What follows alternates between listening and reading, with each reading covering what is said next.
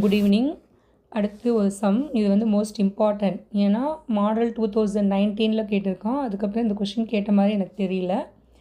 Chapter 4 இருக்கக்கூடிய ஒரு ஹார்ட்ஸில் இருக்கக்கூடிய ஒரு sum. How many electrons are passing per second in a circuit in which there is a current of 5 ampere. இதில் என்ன கிவன் கொடுத்துருக்கான்னா வெறும் கரண்ட்டை மட்டும்தான் கொடுத்துருக்கான். ஆனால் என்ன கேட்குறான், how many electrons are passing per second in a circuit. இதுக்கு நமக்கு ஃபார்முலா வந்து எலக்ட்ரான்ஸ்னு கொடுக்கறதுனால இந்த எலக்ட்ரான்ஸ் எங்கே ரிலேட் பண்ணி எடுத்துகிட்டு போகணுன்னா சார்ஜோட எடுத்துகிட்டு போகணும்.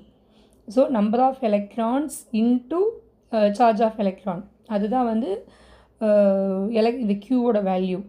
ஸோ நம்ம அந்த க்யூவோட வேல்யூ வந்து நமக்கு ஃபார்முலா நமக்கு என்ன தெரியும்னா, இந்த க்யூ அண்ட் ஐ ரிலேட்டடான ஃபார்முலா அப்படின்னா I is equal to Q by T. எங்கே பார்த்துருக்கோம், டெஃபினிஷன் ஆஃப் கரண்ட்டோட இதில் பார்த்துருக்கோம். ஸோ அந்த ஃபார்முலா எடுத்துக்கணும், I is equal to Q by T. So instead of Q என்ன எழுதணும், n e. So I is equal to n e by T. இப்போ இதில் இ என்ன அப்படின்னா சார்ஜ் ஆஃப் எலக்ட்ரான்.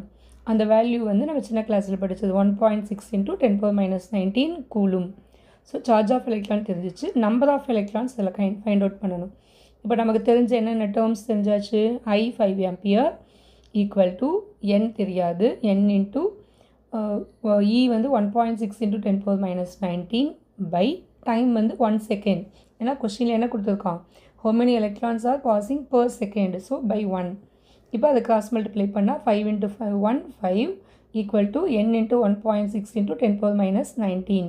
இப்போ n ஃபைண்ட் அவுட் பண்ணணும். ஸோ 5/1.6 × 10⁻⁹.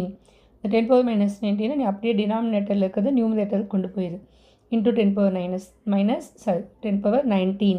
இப்போ 5/1.6 டிவைட் பண்ணால் 3.125 × 10⁻⁹. இவ்வளோதான் ஆன்சர். இதை டிவைட் பண்ணி பார்த்துக்கோ. அட்லீஸ்ட் 3 பாயிண்ட்டுக்கு அப்புறம் ஒரு டிஜிட் எடுத்துகிட்டு வந்தால் கூட போதும். அதனால் மேக்ஸிமம் 1 or 2 டிஜிட் எடுத்துகிட்டோம், அதோட ஸ்டாப் பண்ணிக்கோ. இம்பார்ட்டன்ட் கொஷின் ரிவ்யூ ஒரு தடவை நல்லா ரிவைஸ் பண்ணி பாரு. All the best for your exam எழுதிட்டு ஒரு கமெண்ட் பண்ணு. தேங்க்யூ.